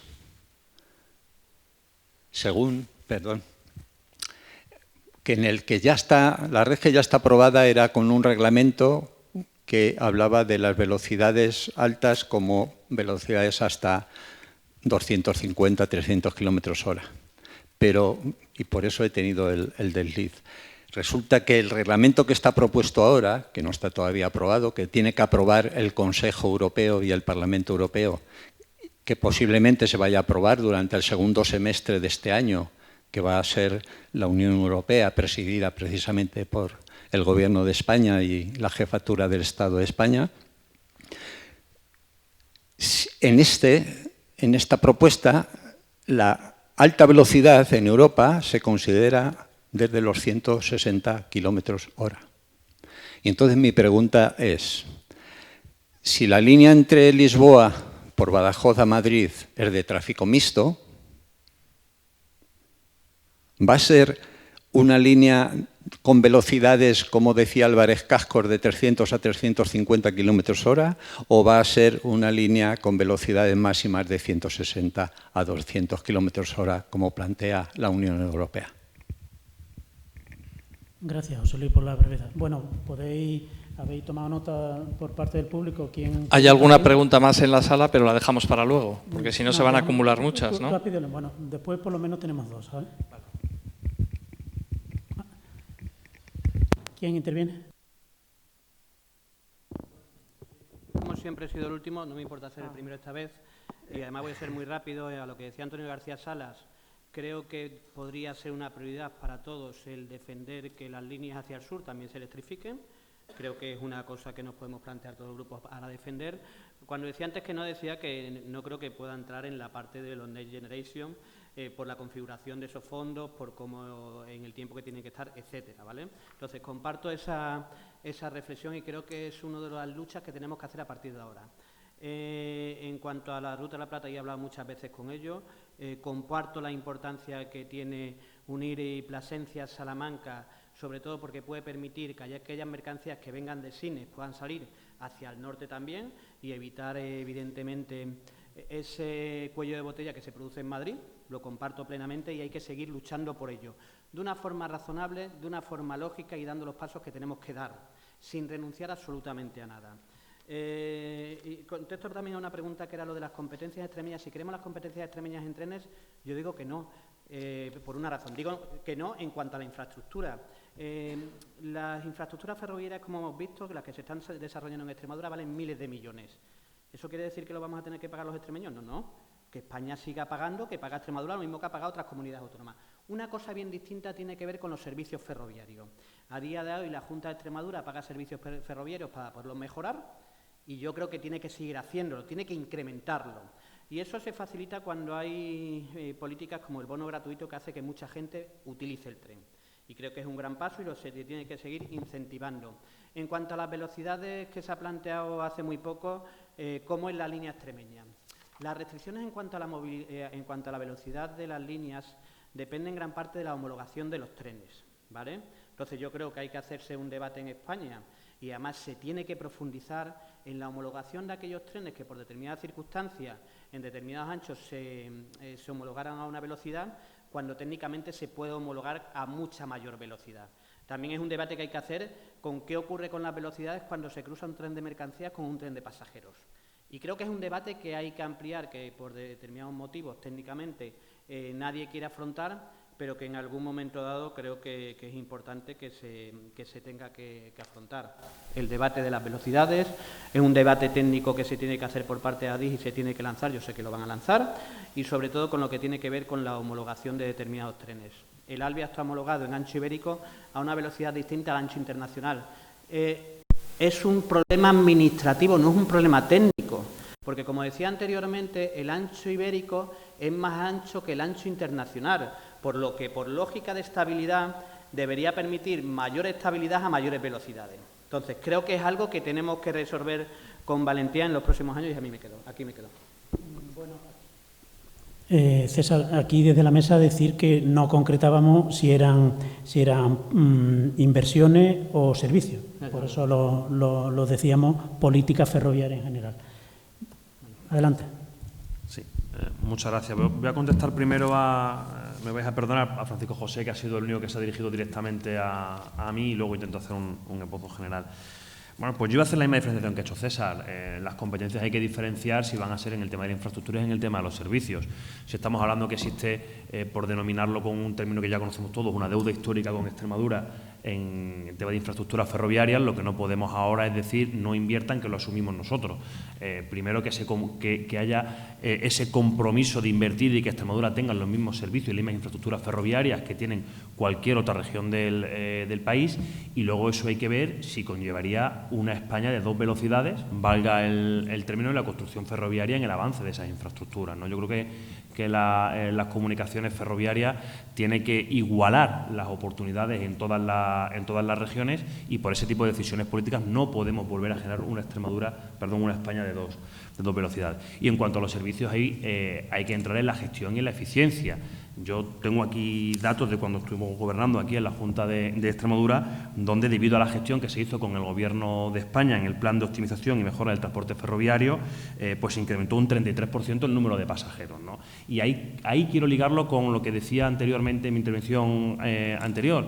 Los servicios, los horarios, la operativa que tenga, todo lo que conlleva y que afecta al pasajero, tiene que estar adaptada al día a día del extremeño. Y me voy a ejemplos muy concretos. Si un vecino de Las Hurdes tiene que llegar a Coria para coger un tren para ir a Plasencia a una cita médica, tiene que tener un horario compatible. Si no, al final va a coger el coche y va a bajar. Y entonces yo creo que esto hay que verlo no como una partición de elementos, sino como un todo para conseguir ese tren que vertebre realmente Extremadura, siendo conscientes que vivimos en una región que tiene 42.000 kilómetros cuadrados, que tiene una dispersión territorial muy importante, con muy baja densidad de población, que eso también afecta. Tani se ríe porque es vecino de Las Hurdes y sabe perfectamente de lo que estoy hablando, ¿no? Y por concretar un poco a nivel general, yo creo que el avance que tiene que haber en términos ferroviarios es la electrificación de las vías. Lo que has planteado, Antonio, yo creo que es cuestión de ir avanzando en esos planes y en esos compromisos para que las infraestructuras ferroviarias en Extremadura pues sean unas infraestructuras no del siglo XIX, sino del siglo XXI. Si queremos dar servicios, pero también queremos ser competitivos, tenemos que tener las mismas oportunidades que el resto de comunidades autónomas, porque una empresa, cuando se va a localizar en una región como Extremadura, mira todo, y vosotros, Antonio, tú que defiendes con tu plataforma, sabes perfectamente los contactos que tiene, y no solo mira el compromiso, sino mira la realidad y los objetivos a futuro, ¿no? Por lo tanto, yo creo que esa ampliación tiene que darse para que en Extremadura tanto los pasajeros como las mercancías puedan ser una realidad en el término ferroviario. ¿Tú tenías pedido? Bueno, sí, pero y creo que Tani también, como sea. ¿Quieres tú? Me da igual. Digo, nos vamos a pegar ahora para que habla más o menos. Vamos a ver, en relación con la pregunta de Francisco José Clemente, porque estamos de acuerdo en el compromiso que ha pedido Antonio y también en lo que ha reivindicado José María de que se empiece ya el plan de viabilidad. Eso no hay absolutamente ningún problema. En la cuestión de las competencias, yo he empezado diciendo y he dicho al principio que las competencias las tiene el Estatuto de Autonomía, es decir, son competencias exclusivas. Es decir, lo que han dicho por aquí anteriormente es que no nos podemos hacer cargo de esa red que no es exclusivamente extremeña y que desde luego tiene que hacerse cargo en Renfe y Adif, en cada uno en sus competencias. Lo que nosotros hemos dicho es que efectivamente tenemos que invertir y tenemos que, reivindicando el dinero que nos deben por la deuda histórica, podemos invertir en esa malla de ferrocarril interior. Aquí se ha tenido mucho miedo a adquirir competencias en grandes cuestiones, por el ejemplo que hemos tenido con la sanidad y con la educación. Yo he escuchado muchas veces al presidente de la Junta de Extremadura decir que va a devolver la sanidad. ¿Por qué? Porque se reciben con menos dinero de lo que realmente hay que invertir para el mantenimiento. Ese tipo, evidentemente, de competencias no nos interesan, pero sí lo que nos interesa es invertir precisamente para que no ocurra lo que ha dicho el representante del Partido Popular, es decir, que desde Casares de las Hurdes, que es mi pueblo, podamos ir a Plasencia en tren. Esto, evidentemente, vamos a tardar muchos siglos en conseguirlo, pero si nosotros gobernáramos en la Junta de Extremadura, evidentemente invertiríamos en el tren para unir las diversas comarcas de Extremadura y las distintas velocidades. Y por último, en relación con lo de José Luis, es evidente que yo no voy a ver tampoco esas velocidades que decía el exministro y que seguramente las velocidades que estemos en Extremadura sean estas de 160 a 200 kilómetros por hora. Sí, momento. Bueno, como se está hablando a tenor de bastante, cosa que me alegra de la tercera pregunta, queremos aquí desde la mesa aclarar que cuando estamos hablando de competencias estamos hablando principalmente de servicios, porque evidentemente es irrealizable pensar que la Junta de Extremadura va a hacer ahora una línea férrea a Zuaga, por ejemplo, ¿no? Ni mucho menos, ¿no? Estamos hablando de servicios, y servicios que se supone que salen de los presupuestos de Extremadura.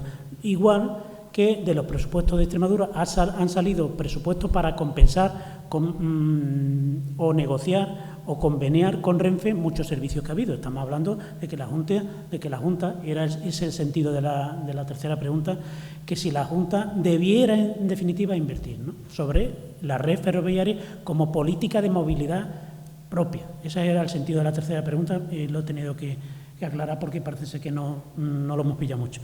Bueno, José Antonio, brevemente. Sí, breve porque... ¿A quién responde? En principio, un poco las cuestiones que se han planteado, un poco por decir si estamos de acuerdo o no de acuerdo. Además, en primer lugar, decir que en un debate en plena campaña electoral es muy difícil muchas veces que se pueda evaluar correctamente a las organizaciones políticas, porque aquí prometemos todos la luna. Yo aconsejo que más o menos aquí estamos ante un auditorio informado, que se vea cuál es la trayectoria de cada una de las organizaciones y qué ha llevado defendiendo durante el resto del tiempo. Porque, por ejemplo, aquí en Ruta de la Plata parece que se ha generado un consenso de que todo el mundo está de acuerdo. Bienvenidos algunos a la reivindicación, porque creo que hay algunos que llevamos mucho tiempo clamando en el desierto. Y, de hecho, es probablemente, si ahora es una reivindicación y no es una realidad, es precisamente por el olvido de los partidos mayoritarios y fundamentalmente también de quien lo desmanteló, que también hay que recordarlo. Le compro la propuesta, es decir, un objetivo casi de país, vamos, de región, tiene que ser la electrificación de toda la línea. El tema del corredor atlántico que has planteado, evidentemente el problema de la malla ferroviaria, cómo está diseñada y el nivel de madrileñismo es brutal. El papel estratégico que cumple el corredor atlántico para equilibrar las dos partes de lo que es la España es básico. Yo creo que además es una cuestión de justicia que tendremos que tener una alianza todos los territorios, que el desequilibrio entre el Mediterráneo y el Atlántico es evidente.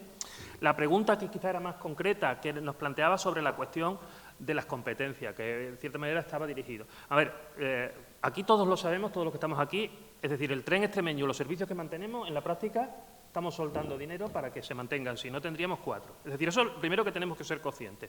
Bien, no es una herejía plantear que ya que soltamos dinero queremos autonomía y gestión y soberanía. Evidentemente, la cuestión central a día de hoy, por las posibilidades de la comunidad autónoma, es la soberanía sobre los servicios.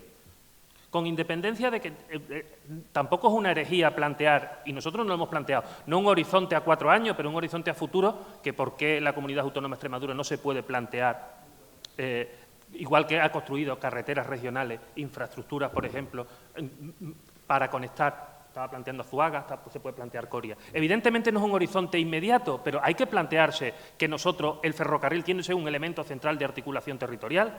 Y como no tengo mucho tiempo, yo estoy de acuerdo con José Luis, hay que hacer un debate sobre la velocidad, porque aquí se nos acusa a nosotros de populistas, se nos ha tirado un poco el dardo de que defendemos. Si se hubiese hecho un debate no populista y en términos realistas sobre la velocidad, y no estamos hablando de ahora, sino se tenía que haber hecho en el momento que se prometía velocidades de 350 a todos los territorios, hoy un tren de altas prestaciones en Extremadura sería una realidad. No es una realidad precisamente porque se han hecho las infraestructuras que han sido un devorador de recursos. Y evidentemente eso tiene que estar en la memoria de aquí del auditorio y de toda la ciudadanía. Muchas gracias por la concisión y claridad, José Antonio. Si alguien tiene alguna cosa más de la mesa o si no pasamos a 2 preguntas. Sí, ahora paso a las preguntas. De todas maneras, sobre lo último que habéis comentado, lo de la memoria, sobre todo esto que estamos discutiendo, es nuestro objetivo, ¿eh? Nuestro objetivo de estas jornadas y las siguientes que va a haber es trabajar línea a línea y territorio para ver dónde estamos y de dónde venimos, ¿eh? Porque aquí en Extremadura solo se habla de la sola línea, de una sola línea, que ya no tiene denominación. Al principio fue Madrid-Lisboa, después Madrid-Badajoz, después Toledo-Badajoz y ahora Navalmoral-Badajoz. Eso lo tenemos que saber y de dónde viene. ¿Y de dónde viene que nuestra línea no sea AVE? Porque la línea que estamos hablando de Toledo-Badajoz no es AVE. Solo es AVE la plataforma. Solo es AVE la plataforma, César, y lo sabes bien. Solo es AVE la plataforma porque se construye como AVE, 300 kilómetros por hora, en cuanto a los radios y las curvas. El resto de la superestructura, incluido el material rodante, no es AVE. Pero queremos que no sea AVE, porque si fuera AVE no tendríamos mercancías, no sería una línea mixta. No sé si los del corredor también estáis con esta visión, es decir, son los datos que hay ahora mismo, lo cual no quiere decir que dentro de 50 años en una plataforma AVE se construya una superestructura AVE. De momento no lo es, pero nosotros estamos contentos que no lo sea, porque si no, no sería mixto y si no, no pararía en las estaciones. Cuando se discutió AVE, por eso lo de la memoria es importante, AVE o no AVE, quiero recordaros que el AVE solo iba a parar en Badajoz. Madrid, Lisboa, paraba en Badajoz.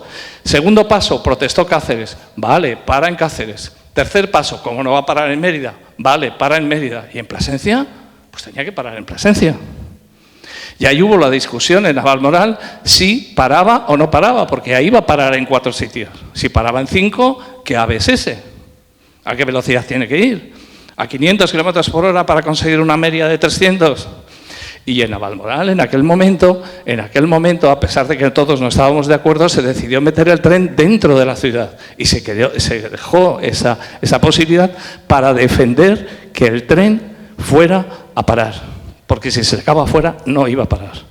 Y tenemos ejemplos en España suficientes de estaciones y líneas fuera de ciudades donde han abandonado a los viajeros y los trenes, aunque paran, no cogen a nadie. Pero bueno, es una cuestión de memoria importante que nos hemos puesto como objetivo de estas jornadas en adelante, incluido con los portugueses. Me ha pedido César Ramos una intervención breve, pero... Y dejamos la palabra, que hay 4 pedidas. Sí. Solo la aclaración. La infraestructura ferroviaria que se ha construido y se está construyendo en Extremadura te permite velocidades mayores de 300 kilómetros por hora. Depende del tren que se pone por encima. Si el Talgo Abril, que creo que se va a homologar a 330 kilómetros por hora, se pone encima de esas vías, podrá circular a esa velocidad. Por lo que no nos llevemos a engaño. La infraestructura que se está construyendo en Extremadura, por plataforma, por superestructura, por curvas, por peso, por pendiente, te permite velocidades de mayor de 300 kilómetros por hora. Después depende el tren que se pone encima y la homologación del tren. Hombre, y la electrificación y el sistema de seguridad. Gracias. Evidente. Bueno, vamos a pasar, si queréis, a la sala porque hay 4. Un momentito, Chema, que tengo 2 palabras pendientes de adjudicar que van a ser breves, ¿verdad? Pero primero tiene Fuentes, que... Bueno, luego pasamos ahí. Sí, hay 4, ¿eh? Hay 4, ¿eh? Hay 4. Juan, discúlpame. No. ¿Sí? ¿Hablo o...? No, por no perder el hilo, porque a lo mejor lo que usted nos vaya a preguntar... ¿1 minuto? Vale, porque yo aprovechando que está aquí César Ramos y lo has sacado tú a colación y nadie te ha contestado, Juan, al principio, del tren de altas prestaciones. Y que yo le quiero preguntar a César que cuánto de competitivo es nuestro tren de altas prestaciones, porque para mí hay 2 tipos de trenes, el convencional y el de alta velocidad. Entonces nosotros tenemos un sui generis que es el de altas prestaciones. Entonces, ¿cuánto de competitivo es nuestro tren, el tren que nos han traído, que alcanza velocidades de 180 kilómetros hora, siempre que no haya pasos a nivel? Es decir, que si en la vía tenemos pasos a nivel, por ley hay que reducirla a 155, luego eso alcanza una media de 120 kilómetros hora. ¿Cuánto de competitivo es eso si ese es el tren que realmente nos estamos mereciendo los extremeños y si tienen pensado, de alguna manera, quitando los más de 250 pasos a nivel que hay en Extremadura? Bueno, César te contestará si tenemos tiempo, ¿vale? Bueno, Fuente, brevemente, por favor. Yo es que estoy oyendo tantas cosas desde esta mañana que no sé por dónde empezar. Voy a intentar hacer muy rápido porque, bueno, primero hacer una defensa del ferrocarril que tenemos en Extremadura. Y fíjate, lo voy a hacer yo, que soy Miguel Fuentes y soy el secretario de Movilidad de Comisiones Obreras en Extremadura. Es que, no sé, no sé por qué hablamos tan mal del ferrocarril en Extremadura. Claro que hay incidencias, claro, como los hay en toda España. No estamos por encima del resto de España en incidencia, ni mucho menos. Vamos a dejar de hablar ya de trenes chatarra circulando por Extremadura. ¿Cuáles? Los 599 son los trenes más modernos que tiene Renfe. No hay más modernos. Es que es así. ¿Qué trenes vamos a traer a Extremadura? ¿Los AVE Madrid-Barcelona? Si es que no tenemos todavía preparadas las plataformas, no tenemos electrificado. Tenemos que circular con los trenes mejores que hay en el mercado. Es que ya cualquiera... esto es como los del EPE, los chistes del EPE, ¿no? Y es que estamos haciendo con el ferrocarril de Extremadura la gracieta de España. El compañero que ha hablado antes dice que viene de Badajoz a Mérida con un billete de tren, pero que se ha venido en autobús. Coño, porque estamos arreglando la vía, porque en Badajoz están en obra y no pueden circular los trenes. Pero eso no puede ser un problema, ¿no? Traviesa del siglo XIX no quedan en Extremadura. Dejad ya el cuento ese. Ya se han quitado todas. ¿Por qué no vamos a tener un AVE a 250 kilómetros por hora o superiores en Extremadura? Si la plataforma... Lo ha dicho César, que, bueno, coincido con él en este caso, que si la plataforma es AVE y luego encima le pones un AVE, tenemos un AVE, coño. ¿Por qué no lo vamos a tener, no? Es que tenemos una lupa puesta en el ferrocarril que claro, y además en época electoral nos viene cojonudo. Ayer o antes de ayer salió ardiendo un tren en Leganés, pues ya está, esto es imposible. Pues no hace mucho, hace unos meses, salió ardiendo un AVE Barcelona-Madrid, un AVE, y salió ardiendo. Que estas cosas pasan y van a pasar cuando esté el PP gobernando, Ciudadanos o Unidas Podemos. ¿Alguien de los que están en la mesa me puede decir cuál es la puntualidad del autobús en Extremadura? ¿De los servicios interurbanos? ¿Tenemos noticia? ¿Sabemos cuando un tren viene con 10 minutos de retraso, inmediatamente está en las redes? Sin embargo, ¿qué pasa con el avión? ¿Estamos informados de las averías que hay en el avión? Pues, en fin, creo que debemos hablar un poco mejor del tren en Extremadura. Luego no entiendo lo de las mallas, no sé si con la que tenemos ya de la plataforma AVE, del tren a Puerto Llano, de la electrificación a Sevilla, lo que hay que arreglar es Zafra, como para ponernos ahora a construir más líneas en Extremadura. Sería terrible. Y en Extremadura tenemos poco más de 20 estaciones. 20 estaciones. Tenemos que tener otras alternativas al transporte ferroviario, porque si no, no nos vamos a poder mover bien, ¿eh? Es que no hay estaciones. Y no quiero extenderme, y perdona por la vehemencia, pero gracias, en Miguel fin. Fuente. Aquí desde la mesa, precisamente el sentido de esta jornada electoral o preelectoral es precisamente porque tenemos tren, pero lo queremos mejor. O sea, nosotros nuestro esquema es el tren que queremos y ese es el sentido general de la pregunta. Tiene la palabra esta chica. Después, yo te tengo una nota. Bueno, da igual, venga, brevemente. Es que no te había visto. Bueno, en primer lugar, felicitarles porque se nota que estamos en periodo electoral. Se nota que estamos en periodo electoral. Les felicito a todos y cada uno de ustedes. Lo primero, me gustaría interpelar al candidato de Ciudadanos por su alto desconocimiento de lo que es el ferrocarril, términos administrativos y técnicos. Le felicito, que no tiene ni idea. De verdad, no tiene ni idea. Fundamentalmente porque confunde conceptos comerciales con conceptos técnicos, ¿vale? Entonces yo le aconsejaría que se mirara la Wikipedia y le echara un vistazo. En segundo lugar, al candidato popular me gustaría interpelarle que gracias a los recortes de Mariano Rajoy en el año 2013 se recortaron los servicios públicos un 25%, con lo cual permíteme que sospeche esa crecida del 33% de viajeros en Extremadura en ese periodo. Igual es porque al cerrar servicios se aglutinaron todos en los primeros horarios de la mañana, a lo mejor por eso subieron. Luego también al candidato socialista tiene un conocimiento técnico y administrativo, no le voy a decir que no, pero también es verdad que tenemos una herencia de cierres de líneas en el año 85, curioso. También es verdad que gracias a las administraciones populares y socialistas tenemos las divisiones de Renfe en 4 sociedades y de Adif, lo cual, pues bueno, va andando un poco en la línea de todo lo que hemos dicho. Vengo desde Salamanca, no vengo en autobús, tengo que venir en coche. La realidad es que, bueno, conozco la autovía bastante bien, porque el tren creo que no llegué ni siquiera a montar en él en aquel momento. Y creo que hay un debate que, bueno, hablamos de velocidades, conceptos técnicos y conceptos administrativos. Sabemos que por normativa europea las electrificaciones se están haciendo a 25.000 vatios. Se están haciendo a 25.000, como es el caso del corredor gallego, o de otra vía recientemente electrificada como es la de Medina del Campo, Salamanca. Entonces, les voy a lanzar 2 preguntas. Si electrificamos a 25.000, ¿qué convoyes vamos a meter? Porque actualmente solamente la serie 121 de viajeros, solamente la 121 puede circular en ancho ibérico, ancho europeo y con esas 2 tensiones. ¿Vale? Por otro lado, me gustaría decirle que el 599, y trabajo con él todos los días, no es el último modelo ni el último grito en Renfe. No lo es, no lo es. En diésel es el último, pero entonces es en diésel. En diésel. Pero bueno, hay otro modelo, si usted lo conoce, hay otro modelo por encima al que llaman el Frankenstein, que es el 730, ¿vale? El 730, que yo personalmente considero de mayores prestaciones, el 599, que es híbrido, que corre por diésel y corre por eléctrico. Entonces, el debate creo que a lo mejor deberíamos centrarlo en qué tensión vamos a instalar y qué vehículos van a correr por esas vías, por ir reduciendo el debate. Gracias. Gracias. Interesante, sí.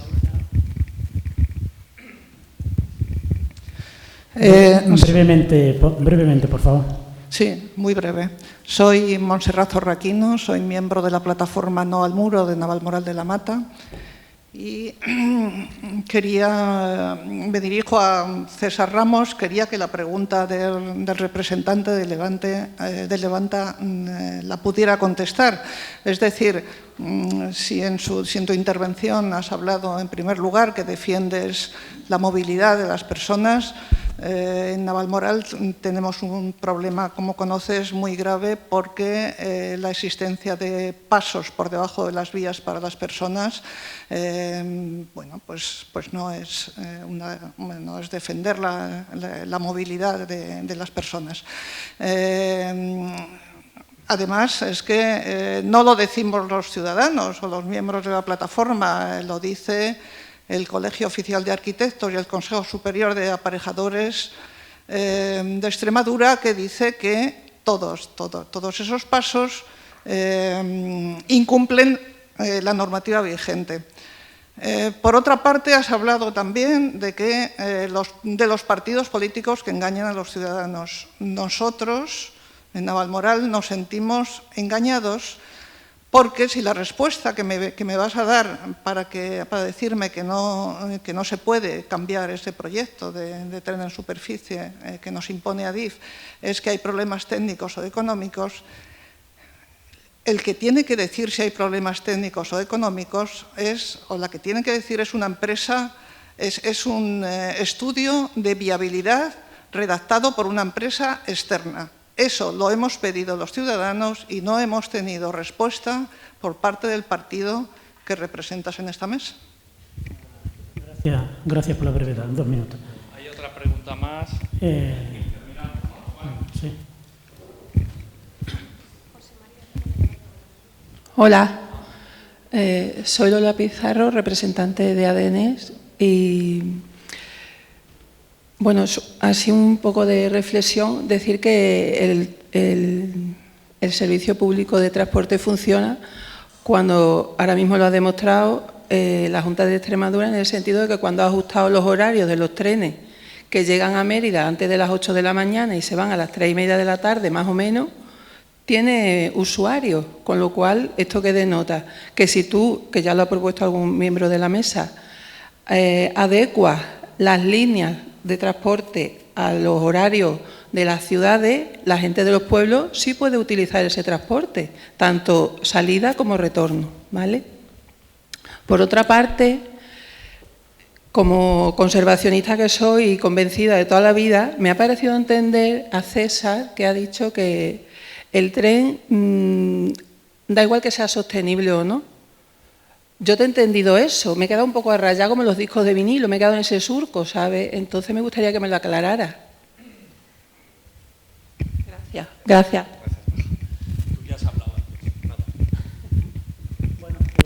Brevemente, muy brevemente, podría... 30 segundos cada uno, por favor. 30 segundos. Sí, brevemente voy a intentar contestar a los compañeros. Querido Miguel, yo siento, y esto te lo voy a decir con el corazón, yo no me voy a resignar. No me puedo resignar a que las incidencias digamos que son iguales. Cuando yo veo ahí trenes que arden, cuando yo veo a extremeños que se quedan en Monfragüe estirados sin agua y nadie va a recogerlos a 40 grados en verano, cuando no hay aire acondicionado, cuando se nos hace una inauguración fake del AVE diciendo que van a inaugurar el AVE a Extremadura hace unos meses, yo no me resigno. Cuando se nos dice que para que el tren no llegue tarde lo que vamos a hacer es decir es que en vez de un viaje de 3 horas, el viaje es de 3 horas y media. La gente chilla porque a la gente se le engaña. La gente chilla porque la gente ve que no tiene un servicio exactamente igual que en otras comunidades autónomas. La gente chillamos porque estamos viendo que el tren de Extremadura no avanza cuando en otras regiones hay trenes como el AVE en Andalucía que lleva 30 años. Por lo tanto, yo no me voy a resignar diciendo que mal de mucho consuelo de tontos porque en todos los sitios hay incidencias. Aquí hay incidencias muy graves. Aquí la ministra el pasado miércoles decía que en Extremadura el tren, y termino ya, iba bien y del día siguiente sale ardiendo. Y en cuanto al compañero que no ha anunciado tu nombre, simplemente, dudas de los datos que he dado. 2 datos. En 2011 Extremadura tenía 575.000 viajeros, cuando terminó la legislatura en 2015 había 775.000 viajeros. De 2005 a 2011 los viajeros en Extremadura descendieron 160.000 viajeros. Y esas fueron las políticas del Partido Popular gracias a la optimización y mejora del transporte ferroviario. Luego contrastáis los datos, por favor. Y no es una imaginación. Muchas gracias. Bueno, alguna... brevemente también, 1 minuto, ¿eh? Brevemente. Por eso te digo. A ver, a las preguntas que me han hecho, a la última pregunta sobre si defiendo el transporte sostenible. Sí, lo que digo es, el transporte sostenible a día de hoy solo es posible, o mayoritariamente es posible, si lo hace por ferrocarril electrificado. Eso no permite a día de hoy garantizar la movilidad de los extremeños, por lo que hay que garantizarlo también a través del transporte de pasajeros por carretera. Y hay que hacerlo de la forma más sostenible, pero es la única forma de garantizar la movilidad. Por eso, a mí hay planteamientos, algunas enmiendas que me llegan para la ley de movilidad que me piden que impida que se pueda trasladar a los ciudadanos a través de la carretera. Eso hace que los extremeños no se pueda garantizar su movilidad, por lo que a los que han planteado esas enmiendas decir que voy a rechazarlas, ¿vale? Y era lo que estaba hablando antes, defiendo el transporte sostenible por encima de cualquier otra cosa. Pero también defiendo la movilidad de los ciudadanos, porque si no, ni habrá transporte, ni será sostenible, ni nada. En cuanto al tema de Navalmoral, el estudio informativo de cómo pasa el tren por Navalmoral, en superficie y por donde pasa, es un proyecto aprobado durante el gobierno del Partido Popular en Navalmoral con su beneplácito. Creo que a quien deben preguntar es a ellos, porque fueron quienes dieron el ok. ¿Es la mejor solución la que se planteó? No es la mejor solución. Pero creo que tienen que plantearlo, evidentemente, aquellos que la aprobaron y que, sobre todo, cuando se salió el estudio a información pública, no alegaron para impedirlo. Nada más y muchas gracias. Bueno, por favor, sí, José Antonio, 15, 30, vale, a ver, 30 segundos. No, y damos por cerrado, tomo la palabra y damos por cerrado. No, lo voy a cerrar yo, evidentemente. No, al compañero de comisiones que me preguntaba, no sé si me escuchó en la primera intervención, lo primero que dije es que me preocupaba que la situación del tren extremeño fuera un meme y que eso llevara a que no se utilizara. Lo digo un poco porque estoy plenamente de acuerdo con eso. Totalmente de acuerdo con el tema del soterramiento. Creo que hay que seguir presionando porque se va a conseguir si se pelea. Evidentemente, las luchas si se pelean se consiguen, si se puede. Y nosotros seguimos pensando que un tren público, social y sostenible es el futuro y esperemos que además esto no sea simplemente un reclamo electoral de todos los partidos cuando llegan las elecciones, sino que creemos firmemente que eso es el futuro y no es el pasado, vale, y queremos que lo defienda todo el mundo. Simplemente decirle al representante de Comisiones Obreras que nosotros vamos a seguir reivindicando un tren digno para Extremadura, pese a usted que parece que es el representante de Renfe y de Adif más que el representante de un sindicato. Bueno, hemos tenido un acto yo creo que muy muy positivo. Creo que hemos cumplido de la plataforma por el tren que vertebre el territorio y enfríe el planeta y hemos conseguido el objetivo de poner a disposición de los electores las distintas posturas de los partidos políticos que van a concursar, nunca mejor dicho, en las próximas elecciones del 28, y agradecer a los componentes de la mesa que todo, lógicamente, que todo ha ido muy bien por parte de todos, ¿no? Y que, bueno, ahora hay una manifestación en la Plaza de España, por si queréis sumaros. Ha habido un tono, creo yo, en esta mesa bastante equilibrado, salvo un pico que ha habido un momento, pero bueno, es normal que pase. Y a daros las gracias y hasta pronto.